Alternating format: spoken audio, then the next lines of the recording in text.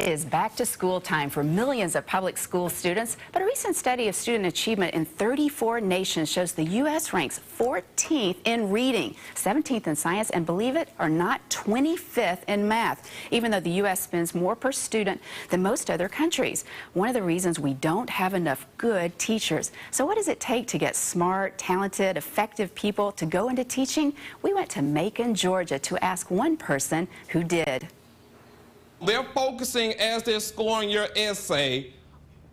They want to know, are your ideas good? Northeast High School's academic history basically over the last 5 years has been a kind of roller coaster. In fact, about 3 years ago, our writing test scores were dead last in the district. Last year, our test scores were 95% on the writing test and #1 in the district. That's one of the things we really have to make sure that we pay attention to. My name is Jadun McCarthy, teacher at Northeast High School, and I'm the 2012 Georgia Teacher of the Year. What makes Mr. McCarthy different from ordinary teachers? Through his teaching methods, how he brings the real world into, the subject that he is teaching.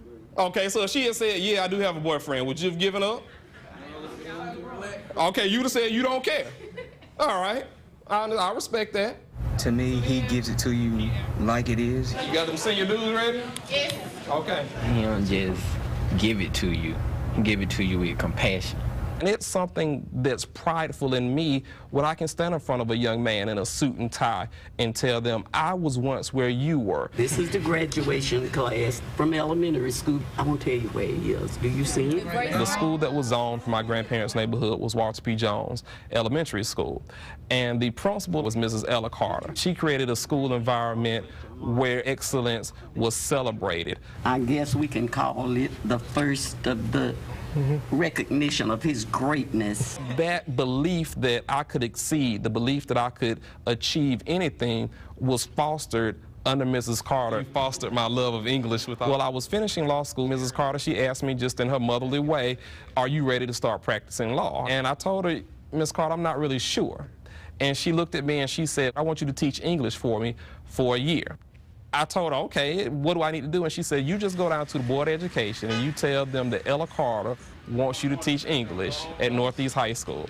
And by that August, Ms. Carter handed me the keys to my classroom. We take what just happened and we put it into a literary or an educational setting. You have to, as a teacher, as an educator, be able to balance the nice to know things with the need to know things. And if you can do that proficiently, then you can take them to the moon. But we have to make sure that they're meeting a minimum standard of learning. Mr. McCarthy is one of my mentors because he's prepared me for English and journalism because I want to be a motivational speaker. Good. The truth of the matter is teaching is a calling.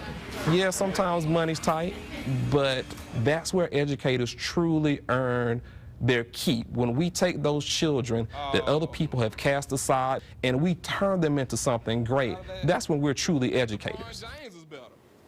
And joining us now to talk about the challenge of finding and keeping good teachers is Rhee. She's the former chancellor of Washington, D.C.'s public schools and the founder and CEO of Students First. That's a nonprofit group that advocates on behalf of school students. Good morning, Ms. Rhee. Good morning. Thanks so much for being with us. And obviously, I don't know if you were able to hear, but that was just an incredible story about Mr. McCarthy, the Teacher of the Year, obviously a great teacher. But what is it that makes a good teacher, and how serious do you think the problem of bad teachers really is? Well, everything that you would want to see in a teacher, you saw in Mr. McCarthy, and I think he articulated it very well in saying that we have to have standards. Basically, he's saying we have to have certain expectations of kids, and if we hold high expectations for children, they will rise to meet them. And we, as the adults in the system, and for teachers like Mr. McCarthy, they think this all the time, is that it is part of their responsibility to ensure that the children are meeting those expectations. And when we set those expectations, it's amazing what can happen. And you heard from some of his kids that they see a real difference between being in his classroom and being in someone else's classroom. So there is a very significant difference in our country between a highly effective teacher like Mr. McCarthy and an ineffective teacher. What we should be striving for is making sure that every single child in every single classroom across this country has a teacher like him. But how do you do that? I mean, obviously he was going to be a lawyer. How do you attract the best and the brightest into into some of those classrooms, particularly in schools that you would say are pretty much broken?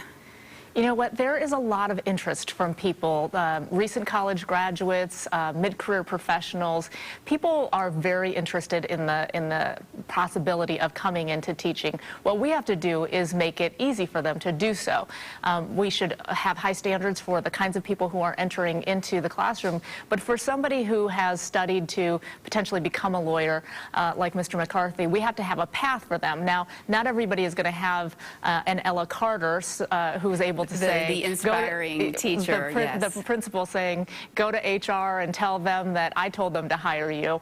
I'm sure she probably broke a couple of rules to do that, but it shouldn't be about breaking rules. It should be that when we have talented people who don't necessarily have an education degree, but who have very, very strong content knowledge, we have to have a path for those people to come through. But you know, we've seen obviously these kids come forward and talk, but when you're looking at teachers in the classroom, you've advocated looking at some of the data on student scores to assess them, because that you've said, I mean, obviously that's the best objective standards. But we've also seen recently almost a nationwide teaching cheating scandal down in Atlanta. I think there are about 178 people implicated. And even in Washington, D.C. now there's an investigation about cheating to try to improve those student scores, erasing things on tests. USA Today did a big investigation. What's your response to that? Do you think that your efforts to assess and evaluate these teachers actually put too much pressure on the teachers that sets a bad example, really, and encourages them to cheat? Look, I think the vast majority of teachers and principals would never compromise their personal or professional integrity and cheat on a test. That's the bottom line. I don't think the vast majority of people would do that. Unfortunately, we do have a small number of people who are making the wrong decision and deciding to cheat. I don't think, though, that that can erase the fact that so many professionals out there are doing what they are supposed to be doing. So I think that school districts need to make sure that they are putting the proper test security measures in place. When we do find that the small number of people are cheating and doing the wrong thing, then we need to have the appropriate consequences for them. But I think that it's important not to draw the conclusion that because a minority of people are cheating, that we should throw the entire testing and accountability system out. That makes no sense whatsoever. All right. Well, Michelle Rhee, thanks very much for joining us. Absolutely. All right, at 38 minutes past the hour.